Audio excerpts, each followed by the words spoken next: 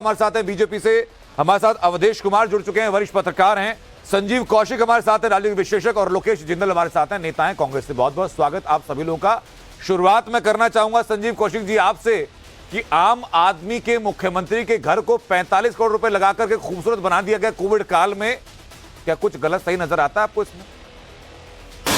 अनंत अभी हम सुन रहे थे जिस पार्टी के प्रधानमंत्री पिछले 9 वर्षों में देश के किसी प्रेस कॉन्फ्रेंस में 5 मिनट का वक्त नहीं दिया हो, उस पार्टी के नेता बैठ के कह रहे थे कि अरविंद केजरीवाल पिछले दरवाजे से फरार हो। हाँ। प्रेस कॉन्फ्रेंस करना नहीं चाहते। ये प्रवेश हो रहा के कहने की बात नहीं है सर। सीएम अरविंद केजरीवाल के घर के बाहर हम लोगों की टाइम्स ऑफ भारत के 7 रिपोर्टर खड़े हैं मेन गेट के बाहर। मेरी बात तो आने दीजिए ना जी। परेशानी क्या है? यदि इस तरह की कोई बात हुई है, आपने रिसर्च किया है, आपकी टीम ने यदि रिसर्च किया है, तो लोगों के बीच में आया, निश्चित तौर पे उसका जवाब मिलना चाहिए। लेकिन ये तो मायने रखता ही है, और इस पर भी चर्चा तो होगी ही कि वक्त क्या है, किस वक्त लाया जाता है। पिछले 2-3 महीने पहले जब चुनाव हुए थे दिल्ली के एमसीडी में, रोजाना शाम में इस तरह के स्टिंग ऑपरेशन आ जाते थे और सुबह से लेकर शाम तक इस तरह की चर्चाएं चलती जी। अभी सामने एक इलेक्शन दिखाई दे रहा है, तो आखिर जो ये एक नई चलन चल पड़ी है, उस पर तो प्रश्न खड़ा होगा ही। संजीव कौशिक जी, मेरा छोटा सा सवाल हो चाहूंगा, अवधेश जी आप भी इसमें बीच में आए कि भाई आज की तारीख में हमने डॉक्यूमेंट जिसपे 6 पीडब्ल्यूडी अधिकारियों के सिग्नेचर हैं, वो डॉक्यूमेंट सामने रख दिए तो चुनाव का टाइमिंग याद आ रहा है। और जब कोविड के टाइम पे जब लोग त्राहिमाम कर रहे थे, कंस्ट्रक्शन काम बंद था, उस टाइम ये करोड़ों रुपए का रिनोवेशन चल रहा था, तब टाइमिंग याद नहीं आ रहा था कि भाई मैं लोगों की सहायता करूं कि अपना घर बनवाऊं? नहीं, मूल बात टाइमिंग है या मूल बात अरविंद केजरीवाल का भ्रष्टाचार है? देखना तो भ्रष्टाचार है। मेरा कहना यह है कि 44 करोड़ रुपया जो पीडब्ल्यूडी बता रही थी, 2 तरीके का मामला है। एक तो है कि आपको जितना खर्च होता है उसका कम दिखाया जाता है, एक होता है जो खर्च होता है उसमें कुछ घुसखोरी भी होती है जी। तो आप तो 45 करोड़ दिखा रहे हैं, लेकिन मेरा अपना अनुभव ऐसे मामलों में ये कहता है कि उनको बताया होगा कि भैया एक सीमा से ज्यादा ना इसका पेमेंट मत बताना, बाकी पेमेंट दूसरे तरीके से कर देना।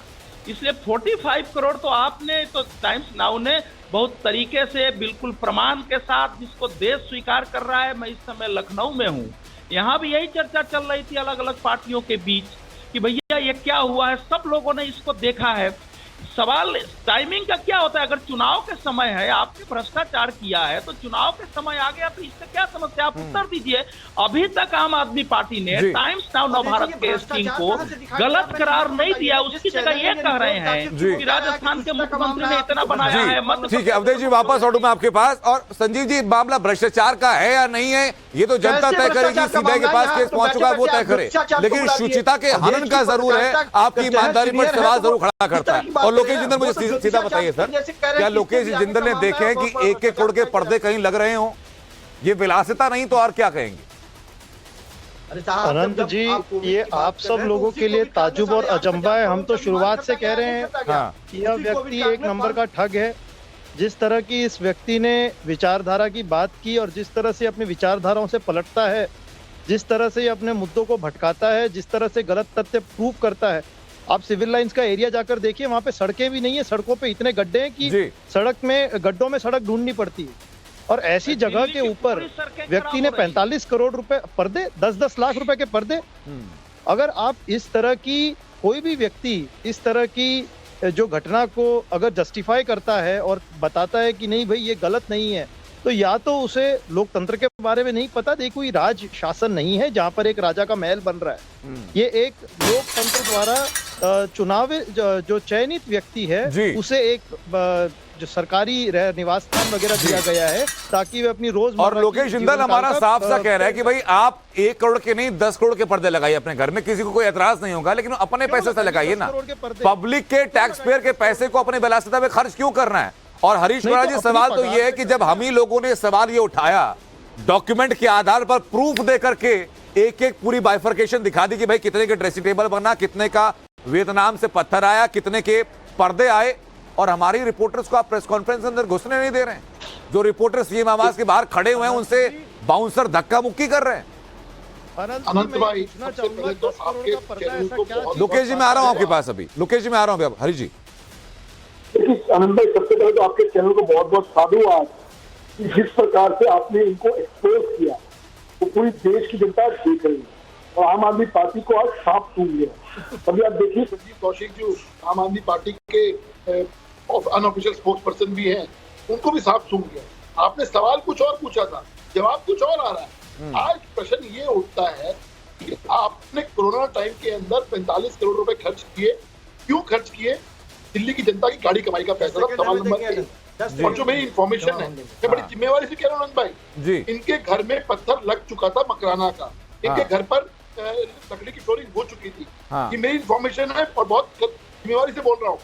सुनीता केजरीवाल जो अरविंद केजरीवाल की पत्नी है, उन्होंने कहा no I don't want this, पूरा का पूरा उखड़वा के दोबारा। हरीश राणा जी, बहुत बड़ी बात आप कह रहे हैं कि मकराना का पत्थर लग चुका था लेकिन पसंद नहीं आया, तो अपने शौक के लिए वो पूरा पत्थर बदलवा करके विलायत से मंगवाया गया।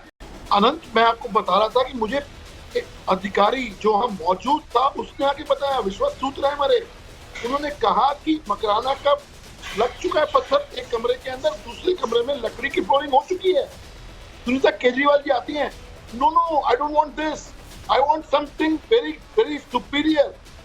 वो कह के दोबारा इंपोर्ट हुआ वियतनाम से वो पत्थर। मैं कह रहा हूँ कि अपनी विलासिता में पैसे खर्च हुआ है, कोई आम वो नहीं हुआ। अगर मैं झूठ बोल रहा हूँ, सुनीता केजरीवाल जी को चैलेंज करता हूँ तो सामने आप बताएं कि ये सत्य है झूठ है, करे मेरे को मानहानि का दावा।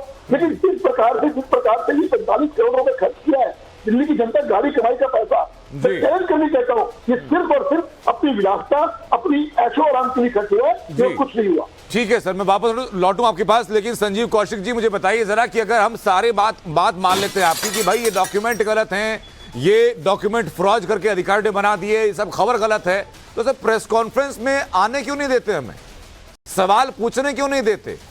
प्रेस कॉन्फ्रेंस से लेकर सीएम आवास के बाहर तक टाइम्स नाउ नवभारत मौजूद रहा, क्यों नहीं सीधे सवालों का जवाब दे दिया? देखिए अनंत, मुझे लगता है कि सिक्योरिटी इशू भी हो सकता है इसमें। अब देख ही रहे हैं कि पत्रकार के प्रेस कॉन्फ्रेंस में तो सर सिक्योरिटी इशू नहीं होता। अरे प्रेस वो पार्टी ऑफिस के अंदर आपका प्रेस कॉन्फ्रेंस का हॉल होता है, मीडिया को आमंत्रित करके वहीं बैठाया जाता है, वहाँ कौन सा सिक्योरिटी इशू सर? अनंत, पत्रकार के भेष में तो गोलियां भी चल रही है, लोग मार रहे हैं, गोलियां भी मार रहे हैं, लोग सामने दिखाई दे रहा है, तो हो सकता है कि कोई रीजन रहा हो इस तरह से, तो शायद इस तरह की कोई बात नहीं हो, उस पर ज्यादा हम नहीं जाना चाहते हैं। अब जरा इस आड़ को मैं हटा देता हूं, अब बताता हूं कि ये तथ्य सही क्यों नहीं है, और आपके मुंह से सुनते हुए मुझे और दुख हुआ। सवाल पूछ रहे हैं तो जवाब नहीं लेंगे। हमारे जो रिपोर्टर पुलकित नागर वहां पहुंचे हुए थे, गौरव श्रीवास्तव, वो जब वहां पहुंचे हुए थे, दिल्ली के अंदर दशकों से रिपोर्टिंग कर रहे हैं। पुलकित नागर लंबे वक्त से अन्ना आंदोलन था, तब से लगातार इस पार्टी को फॉलो कर रहे हैं, तो वहां के लोग शक्ल ना और नाम ना जानते हो, ये संभव नहीं है। अनंत, हरीश भाई दिल्ली के मुख्यमंत्री के पहुंचने की हैसियत रखते हैं और उनको वहां भी पता है कि कौन सा टाइल्स लग रहा है और मकराना लग रहा है, कहाँ का लग रहा है, इतनी सूचनाएं प्राप्त करने वाले ये लोग हैं। और बेडरूम में ये झांकने की परंपरा नहीं है, बहुत पुरानी है भारतीय जनता पार्टी की। मैं ये कह रहा हूँ कि यदि ये आरोप है कि जिस समय आम आदमी पार्टी की परंपरा तो बाथरूम के एसी तक में झांकने की है, बात नहीं पूरी होने दे रहे हैं आप हमारी बात पूरी क्यों नहीं होने दे रहे हैं? अच्छा ठीक है, अगले 20 सेकंड सर आपके, उसके बाद में चलूंगा विद्या और राकेश के पास। मैं सिर्फ ये कह रहा हूँ कि जो आरोप लगाया जा रहा है कि नहीं कोविड काल में इस तरह से काम चल रहा था और इतने पैसे खर्च कर दिए गए, तो लोगों को ये भी जानकारी होनी चाहिए कि उसी कोविड काल में 90 करोड़ रुपए देश के प्रधानमंत्री के आवास पे भी खर्च किए जा रहे थे रेनोवेशन पे। उसी समय 8,500 करोड़ के विमान खरीदे जा रहे थे। संजीव जी, मैं कहता हूँ डॉक्यूमेंट निकालिए, पब्लिक डोमेन में लेकर के आइए, दिखाइए सबको, उस बारे में कोई गुरेज नहीं है किसी को सवाल पूछने से या सवाल ना पूछने से। लेकिन जब सवाल आम आदमी पार्टी से पूछा जाए, डॉक्यूमेंट अरविंद केजरीवाल के घर के निकलकर सामने आए, सीएम आवास को, तो बात उसी पर होनी चाहिए। अब आपको जरा एक बानगी दिखाता हूं सर, मैं कैसे सवाल पूछने से रोका जा रहा है उसकी बानगी दिखाता हूं। मेरे सहयोगी राकेश पांडे मेरे साथ हैं। राकेश जरा दर्शकों को एक बार फिर बताइए, और संजीव कौशिक जी सुन रहे हैं, कि जब सीएम आवास के बाहर खड़े होकर आप सवाल पूछ रहे तो क्या बर्ताव हुआ? बिल्कुल अनंत, मैं तस्वीरें दिखाता हूं और क्या कुछ घटनाक्रम उस दौरान हुआ वो भी आपको सिलसिलेवार तरीके से बताता हूं। और लगातार हम यहां पर मौजूद हैं, सुबह 9 बजे से मैं खुद यहां पर मौजूद हूं, कल देर शाम से 6 बजे से लगातार हमारे रिपोर्टर्स यहां पर मौजूद हैं। और मैं चाहूंगा विजय थोड़ा आगे आते जाए। पीछे आप ये देखिए, ये सफेद रंग का शीश महल चमचमाता हुआ, बिल्कुल आपको लगेगा कि कहीं आप आगरा तो नहीं पहुंच गए, क्योंकि अगर सफेद चमचमाहट की बात होती है तो आगरा का ताजमहल याद आता है। फिलहाल ये बहरहाल ये दरवाजा है और मैं चाहूंगा विजय थोड़ा सा आगे है। यहाँ पर कुछ लोग आकर, 2-3 लोग आकर बैठकर यहाँ पर धरना देने लगे थे, प्रदर्शन करने लगे थे और मैं वहीं पर जाता हूँ, उनसे पूछता हूँ कि भाई आप लोग कहाँ से आ गए, क्या आपके बैनर पर लिखा हुआ है। अचानक से कुछ लोग वहाँ पर उठकर चले आते हैं, फिर उसके बाद उनको हटा रहे थे, बात समझ में आती है, उनके बैनर तख्तियों को छीन रहे थे, ये बात भी समझ में आती है। फिर हमने पूछा कि भाई क्या हो गया, ये तो आम आदमी के नेता हैं, आम आदमी के मुख्यमंत्री हैं, अगर 2-3 आम आदमी लोग, चलो हो सकता है वो किसी पार्टी के हो, वो आकर अगर उनकी कुछ नाराजगी है, नारेबाजी कर रहे हैं तो क्या दिक्कत है।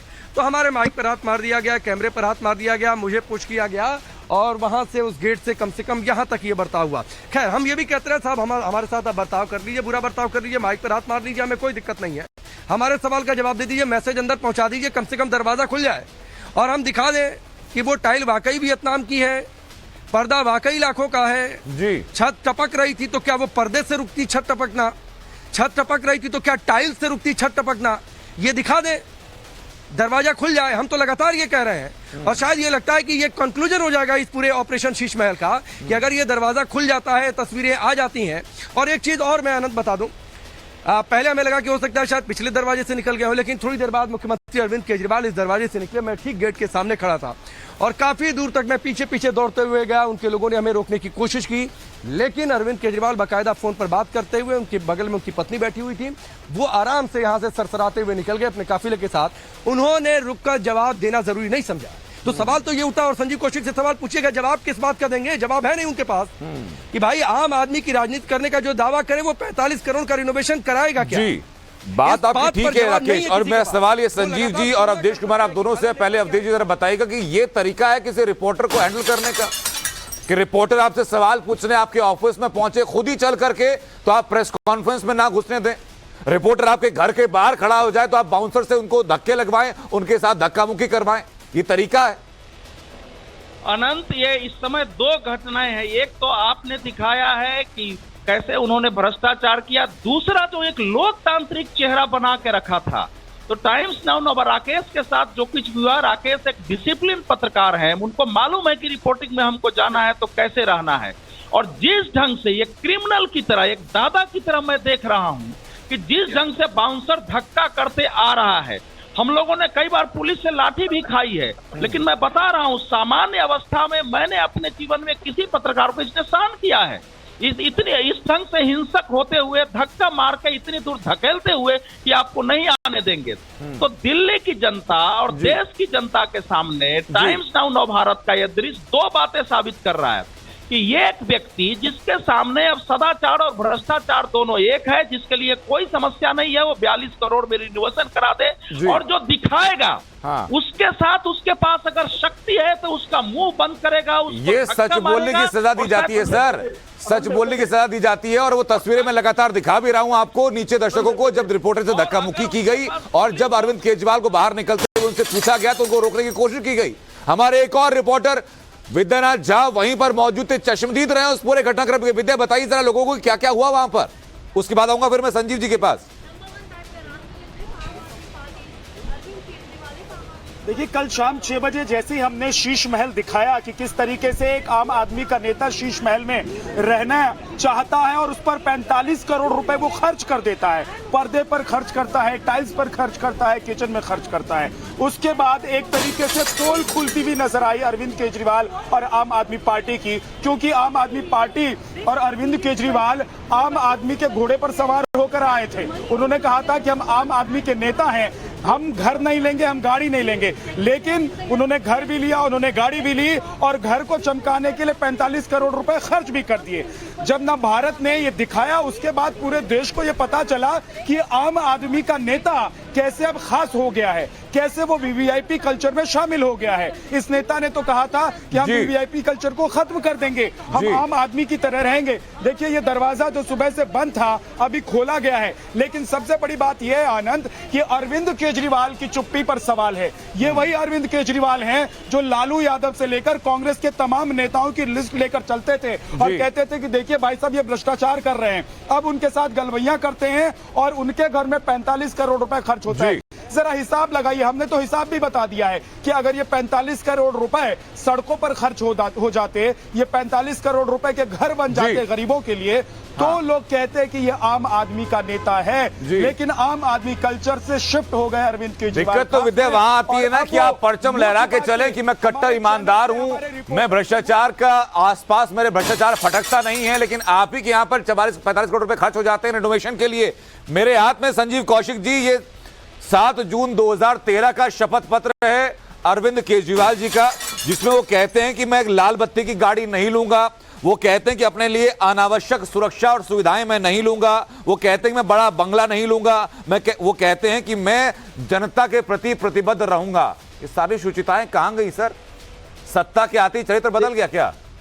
देखिए आनंद, दो बातें हैं। पहली बात तो ये कि हम व्यक्तिगत तौर पे झा जी और पांडे जी दोनों आपके जांबाज जर्नलिस्ट हैं, दोनों के जज्बे को हम जानते हैं, और ये छोटी मोटी घटनाएं हैं वो चलता रहता है। जब आप जर्नलिस्ट होते हैं तो ये धक्का मुक्की इस तरह की बातें चलती रहती है।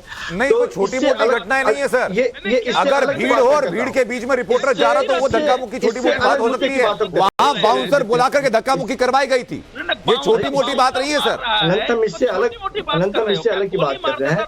निश्चित तौर पे आपने जो रिपोर्ट दिखाई है वो एक आम आदमी। और संजीव जी आपने छोटी मोटी बात की, राकेश पांडे खुद इसका जवाब देना चाह रहे हैं। बताइए राकेश जरा। एक बात बताओ, धक्का मारा जा रहा है, गोली मार देगा तब क्या बड़ी बात होगी? अरे संजीव कौशिक की छोटी मोटी घटना, ऐसे आप रोज दुहाई देते हैं कि संविधान की धज्जियां उड़ गई। आप कहते हैं कानून नहीं है देश में, और आप एक पत्रकार के साथ धक्का मुक्की करिए, उसके माइक पर हाथ मारिए, इसको ये छोटी मोटी बात आपको लगती है? ये गलत बात है। मैंने कहा कि ये गलत बात है और इससे आपकी पत्रकारिता प्रभावित होने वाली आपकी विचारधारा आम आदमी पार्टी की ओर इंक्लाइन करती है, आपकी विचारधारा झुकती है आम आदमी पार्टी की ओर, इसलिए आपको छोटी मोटी घटना दिखती है। ये अगर दूसरी पार्टी होती तो आप कहते कि मीडिया का मुंह बंद कर दिया गया। मैंने कहा कि इस तरह की घटनाओं से छोटी मोटी घटना मत कहिए। आप इस तरह की घटनाओं से आपके रिपोर्ट प्रभावित होने वाले नहीं है। मैंने ये भी कहा, आप शायद दूसरी लाइन नहीं सुनी हमारी, इसलिए पहली लाइन पे ही नहीं, हम नहीं प्रभावित होने वाले हैं। लेकिन संजीव कौशिक जी ये बता दूं, ऐसी घटनाओं से और आपके हिसाब से ऐसी छोटी मोटी घटनाओं से हमारी जो कवरेज है ना उसको बल मिलता है, उसकी सच्चाई साबित होती है। पांडे जी, और ये भी साबित होता है कि जिस पार्टी का पक्ष है संजीव कौशिक पांडे की हवा खिलाफ चली तो चिराग खूब जला, और हम वही चिराग है। कोई कितना प्रतिरोध में करता रहे, कितना विरोध में आता रहे, हमें जो करना है, जो पत्रकारिता करनी है, उसको रोक नहीं पाएगा। हरीश कुछ कहना चाह रहे हैं? हरीश अपनी बात आप रखिए। ये जो राम कुमार झा है, मैंने ट्वीट भी किया है, ये कोई दिल्ली पुलिस का अफसर नहीं है, ये प्राइवेट सिक्योरिटी जो अरविंद केजरीवाल ने अपने बाउंसर रखे हैं वो है, और किसी को कोई अधिकार नहीं है प्राइवेट बाउंसर को अधिकार दिए किसी से भी मैनेज करे। राकेश पांडे कौन है?